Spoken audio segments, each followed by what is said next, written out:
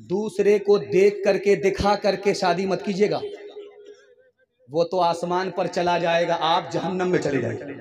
हाथ जोड़ करके आपसे कहता हूं, अपनी जेब को देखिए, पैसा है कि नहीं, फिर शादी कीजिए, बारात बुलाइए, दावत कीजिए। अपनी जेब को देखिए, चादर को देखिए, 1 साल करके दिखाइए, अल्लाह आपको किसी का मोहताज नहीं रखेगा। अभी आपके पास, मेरे पास पर्ची आई है कि निकाह होने वाला है। अब मैं भी होशियार काजी हूं, पता कर लूंगा ये फ्री का निकाह है या डिमांड का निकाह है। रजिस्टर मुकम्मल करने के बाद काजी साहब ने कहा लड़के वाले से 3 लाख रुपए काजियाना जमा करो तब निकाह पढ़ो। तो वो लड़का वाला बोला, बड़े बेशरम आदमी हो भाई, दाढ़ी टोपी रख करके चूना लगाते हो, 3 लाख कहीं काजियाना होता है। तो काजी साहब ने कहा कि तुमने बेटे की शादी की है, बेटी की शादी नहीं। तुम अपने बेटे के लिए लड़की वाले से 30 लाख लिए हो, जब तुमको शर्म नहीं है तो हमको भी शर्म नहीं है। पहले 3 लाख काजियाना जमा करो, उसके बाद तुम्हारे बेटे का निकाह होगा। हाथ उठाइए, वादा कीजिए, जो खुदा से नहीं मिला ससुर से लेंगे। हाथ उठाइए इंशाल्लाह।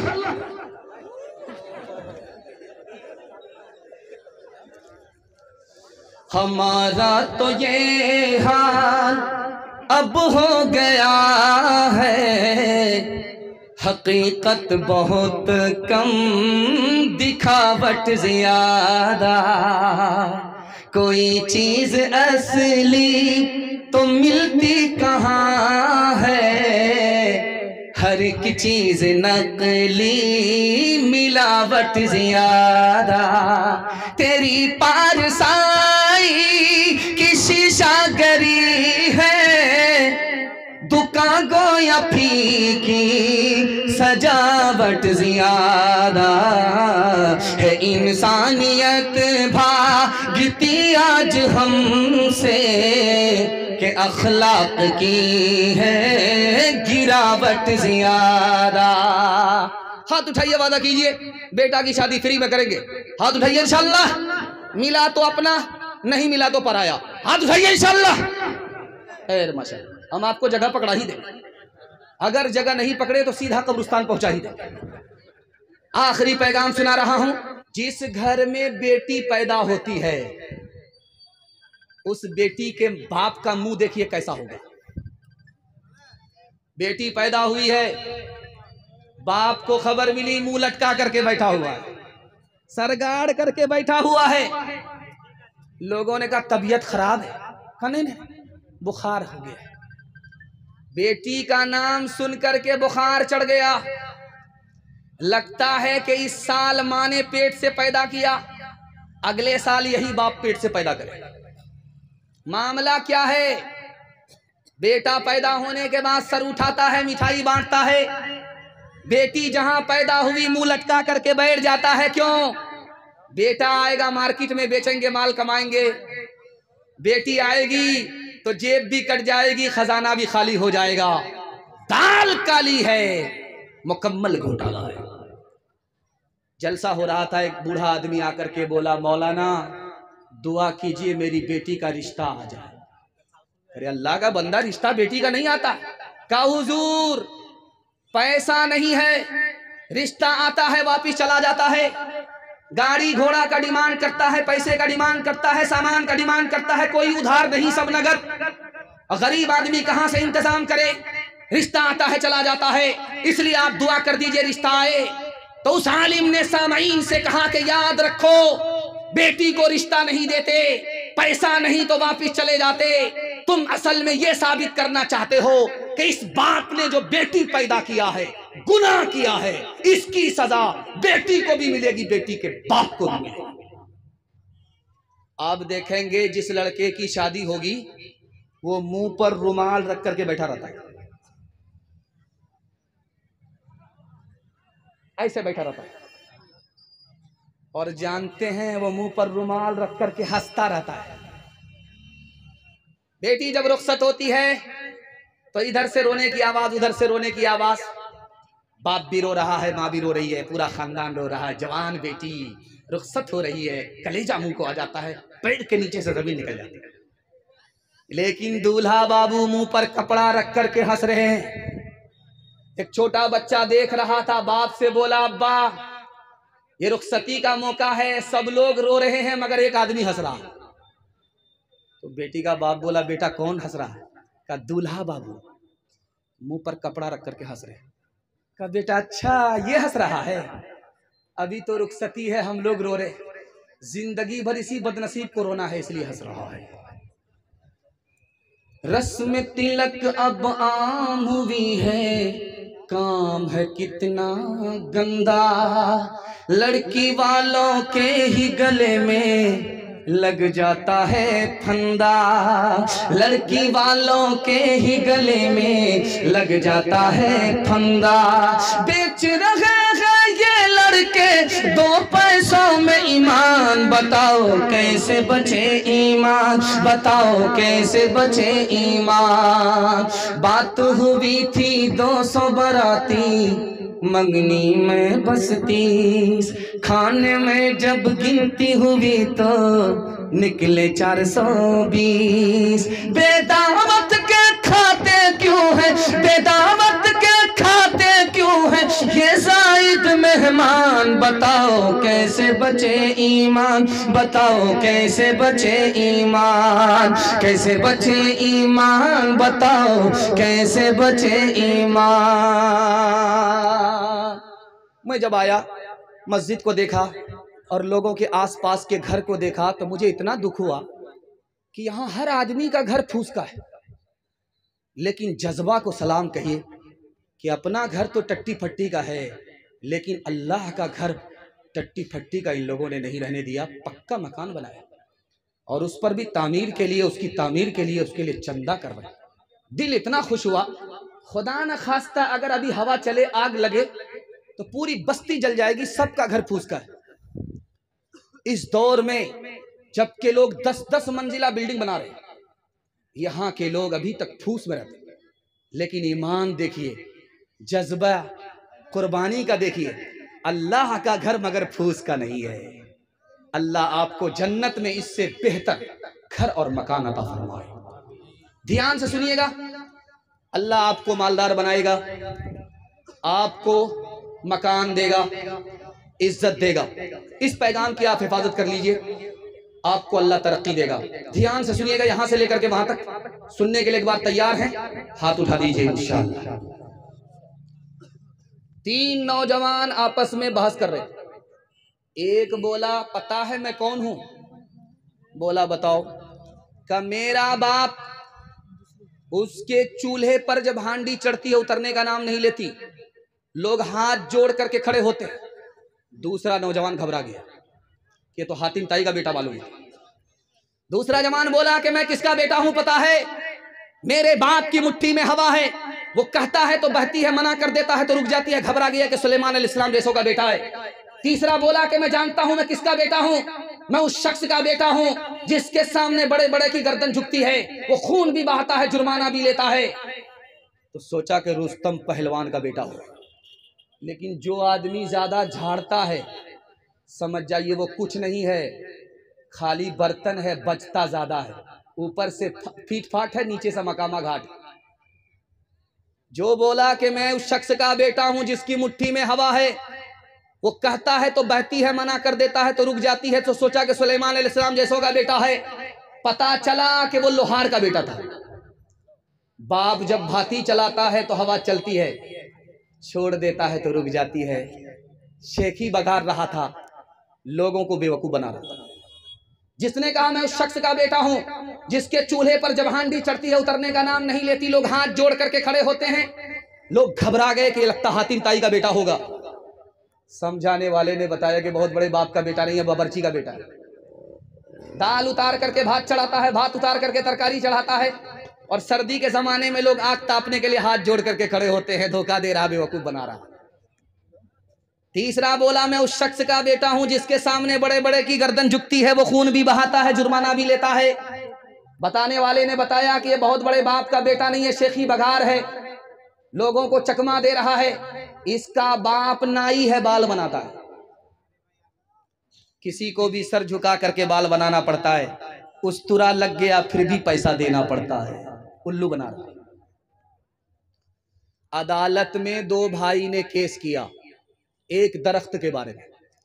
बड़ा भाई बोला कि मेरा है, छोटा वाले भाई बोला कि मेरा है। दोनों का झगड़ा जब घर में हल नहीं हुआ, अदालत में गया। ये अपने वकील को पैसा दे रहा, वो अपने वकील को पैसा दे रहा है। 10 साल दोनों भाई लड़ते रहे।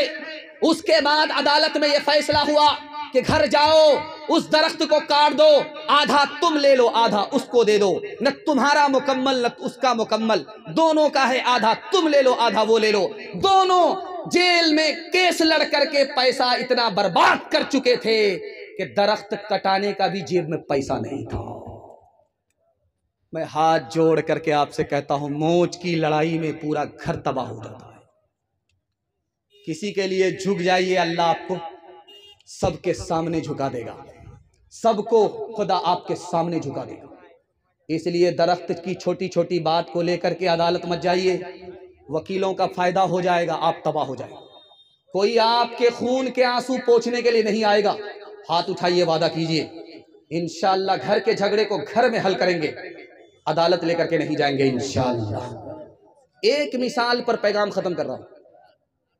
एक आदमी बोला कि मेरे दादा को घोड़े का अस्तबल इतना बड़ा है, घोड़े का थान इतना बड़ा है कि घोड़ी को बच्चा पैदा हुआ, वो चलता गया और खत्म होने से पहले वो जवान हो गया।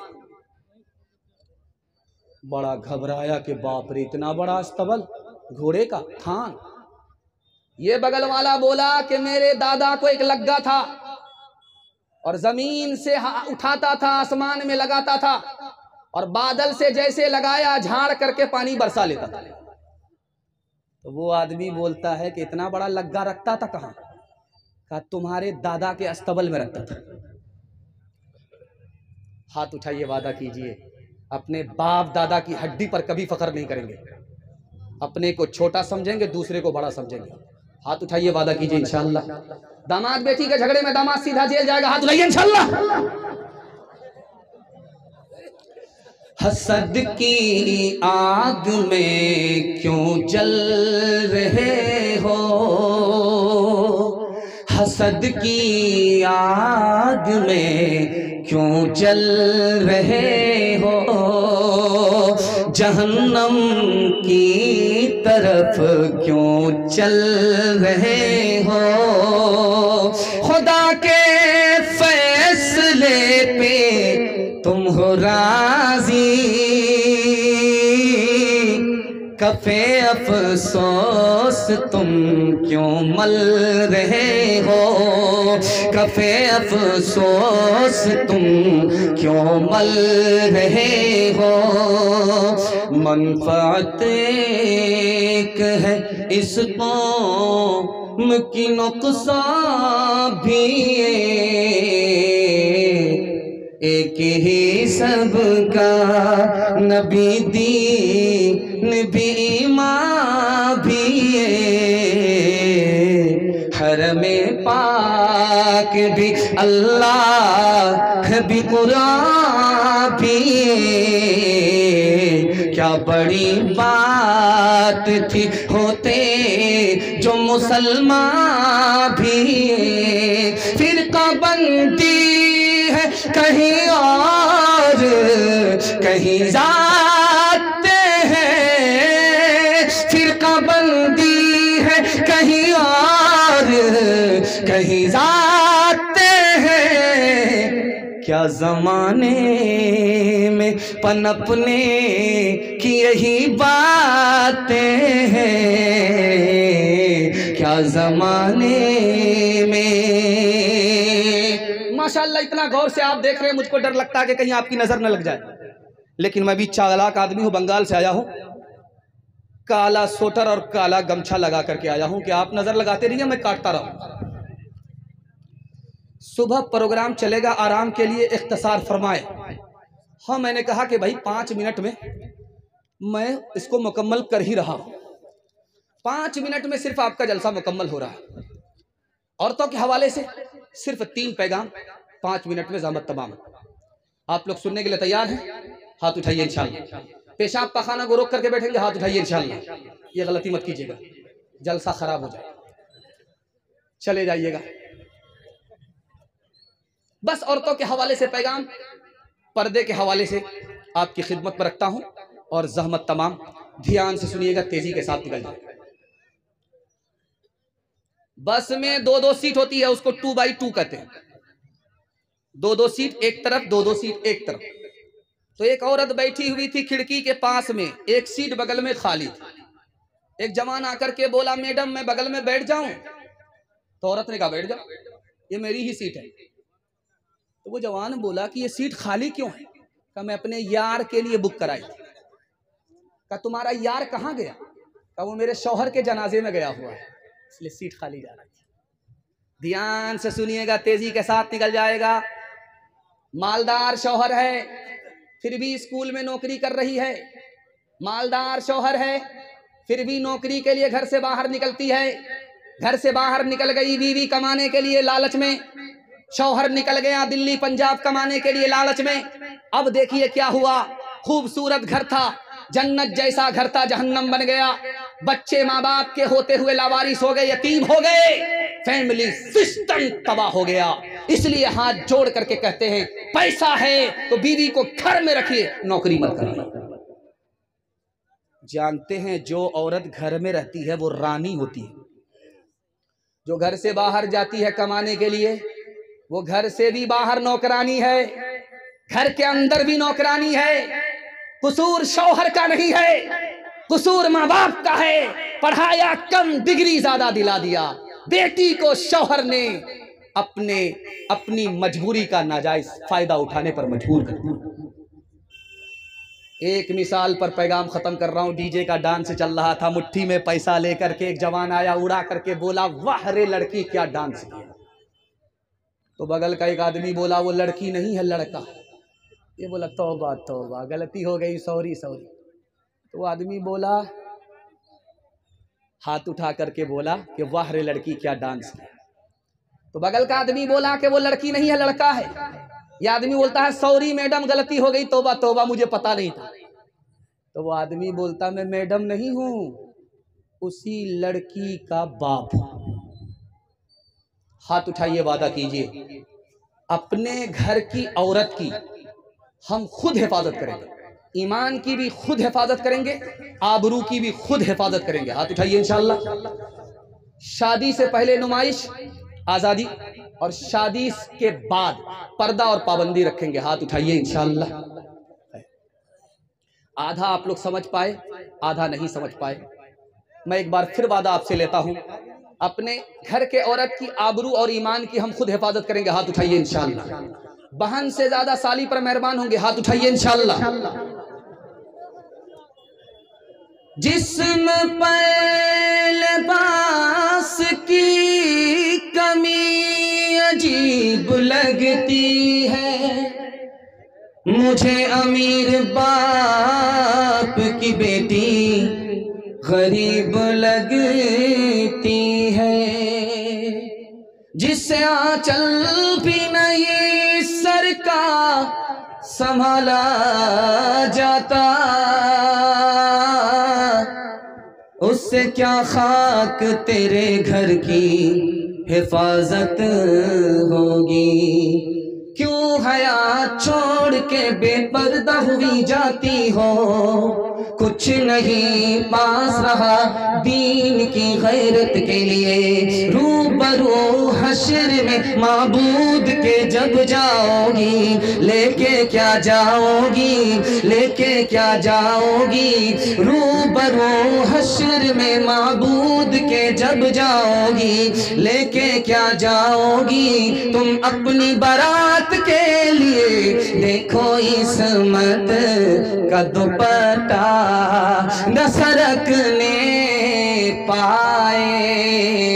हर नजर घात में बैठी है शरारत के लिए, हर नजर घात में बैठी है।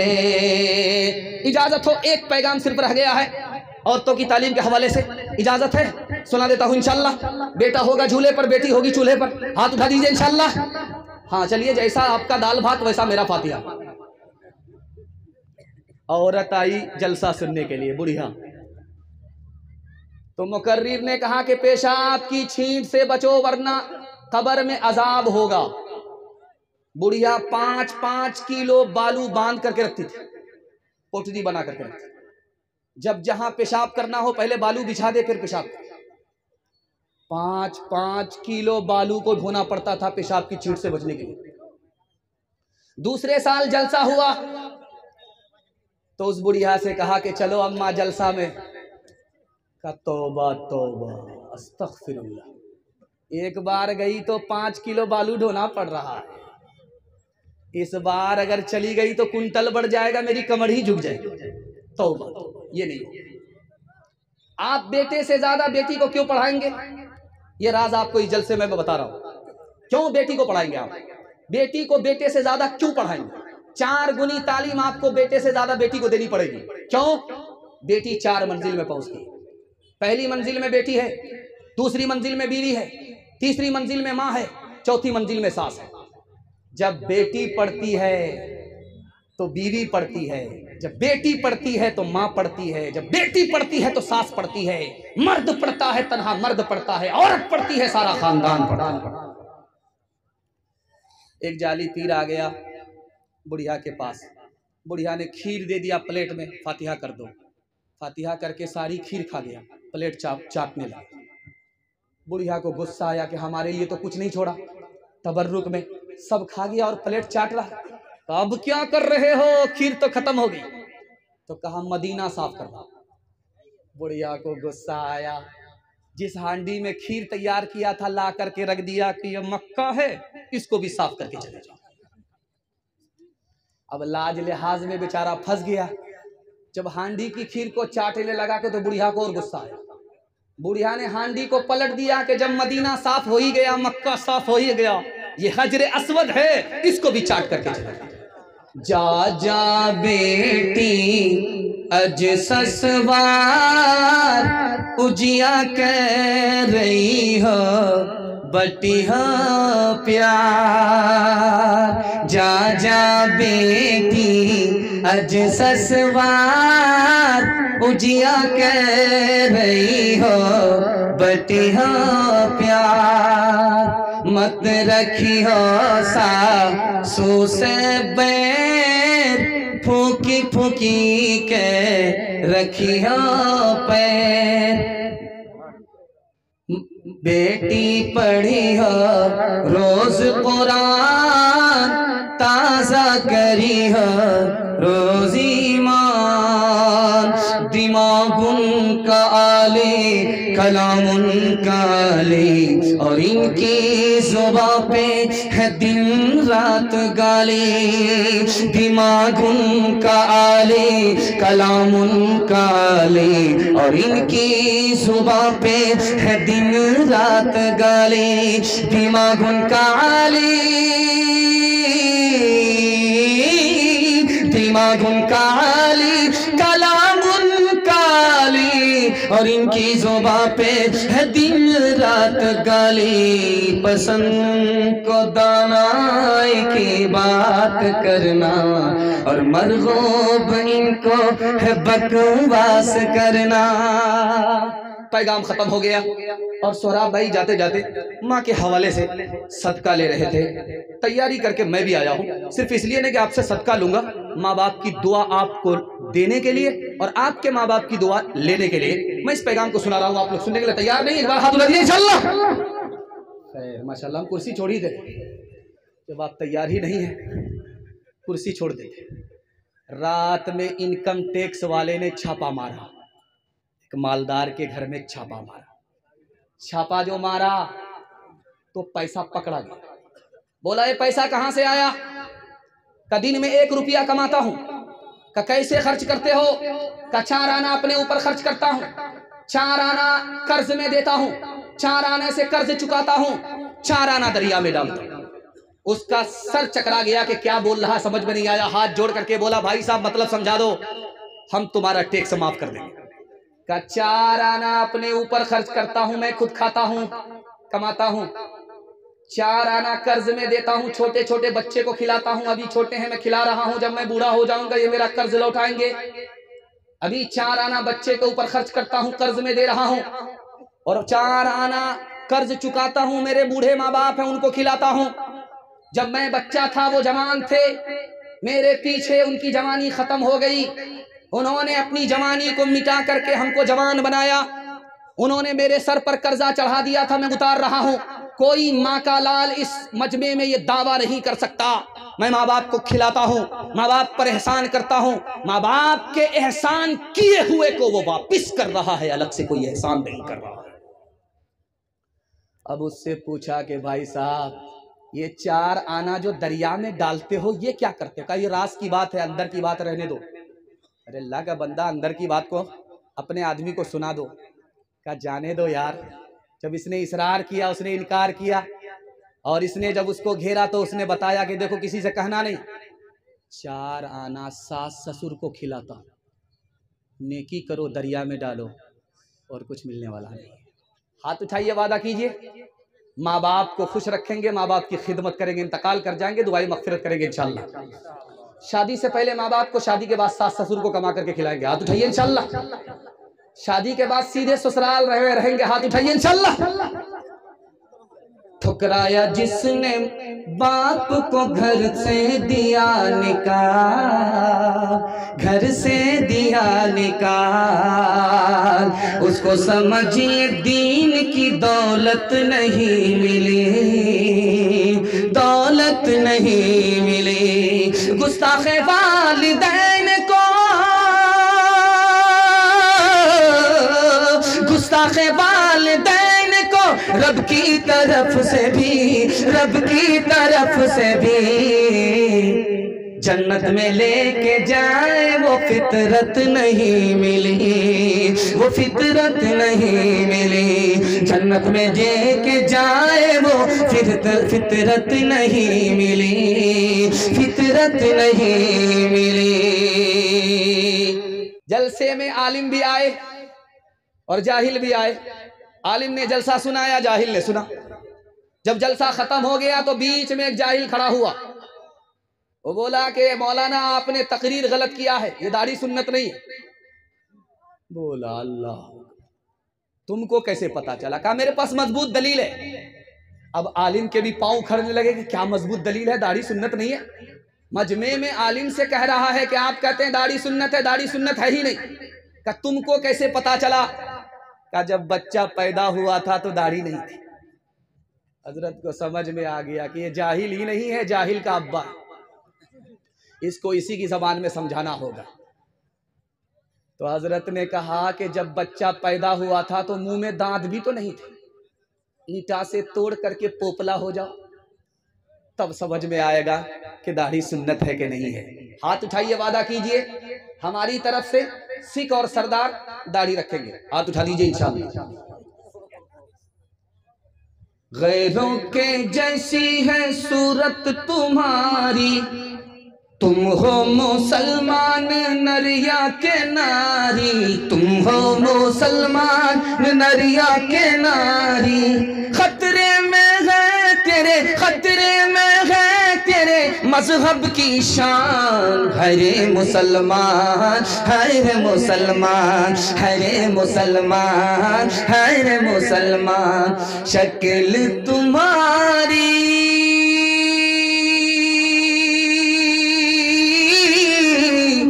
औरत जैसी, तुमने बना ली सूरत कैसी।